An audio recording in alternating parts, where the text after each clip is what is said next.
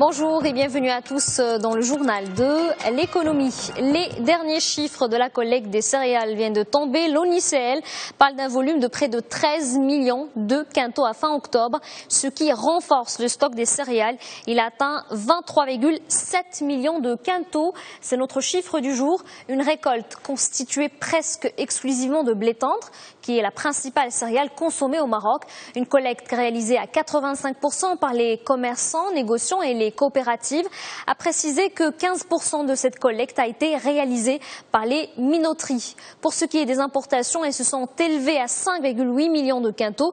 Et ce volume importé provient essentiellement de l'Argentine.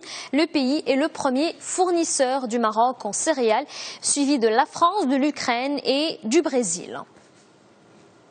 Un événement à noter dans vos agendas, le sommet panafricain du financement des autorités locales. Cette rencontre continentale se tient ce jeudi dans la ville de Marrakech. Elle réunit décideurs politiques, leaders d'opinion et opérateurs économiques. 250 personnes prendront part à l'événement initié par la commune urbaine de la cité Ocre.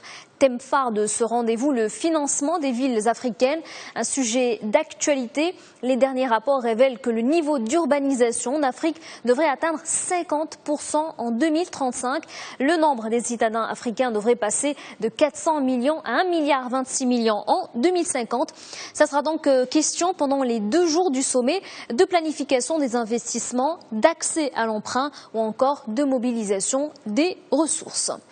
Et en attendant, un autre événement est sous les feux des projecteurs. Il s'agit du sommet du Conseil de coopération du Golfe. Les 6 monarchies du CCG se réunissent après un coup de froid sans précédent. C'est donc un sommet de réconciliation. Les pays membres du Conseil mettent de côté leurs divergences. Objectif, faire face aux défis communs.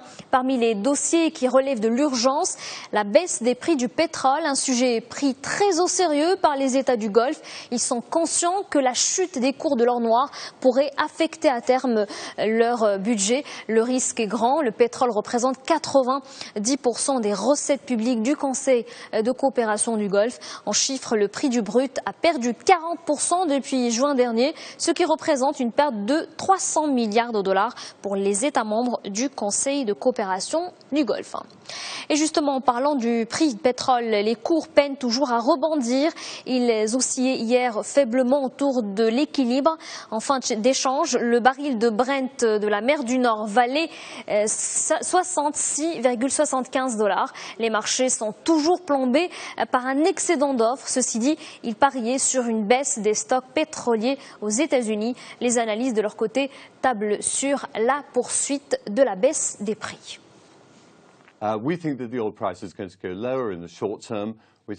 Nous pensons que le prix du pétrole va poursuivre son cap baissier dans le court terme.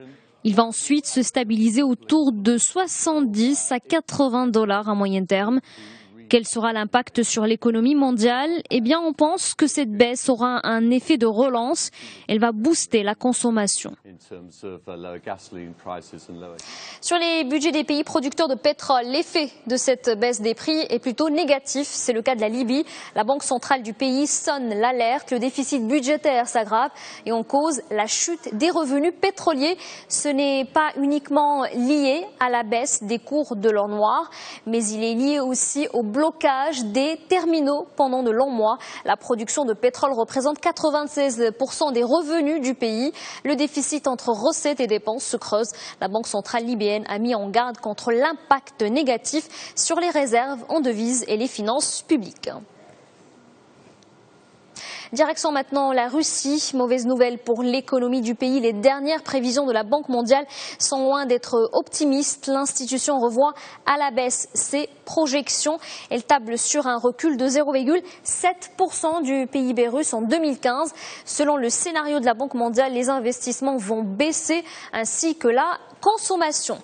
Les autres pays du BRICS s'en sortent plutôt mieux. Certains se portent même très bien. L'exemple de la Chine, on vous en parlait hier, le pays a enregistré un excédent commercial record. Eh bien, aujourd'hui, l'empire du milieu fait encore l'actualité.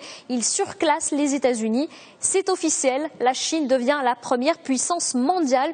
Dans le détail, le pays représente aujourd'hui 16,5% de l'économie mondiale et ce, en termes de pouvoir d'achat, il devance les États-Unis avec ses 16,3%. C'est donc la fin d'un siècle et demi de règne américain sur l'économie mondiale. Voilà pour l'actualité économique. Très bonne journée à tous sur notre antenne.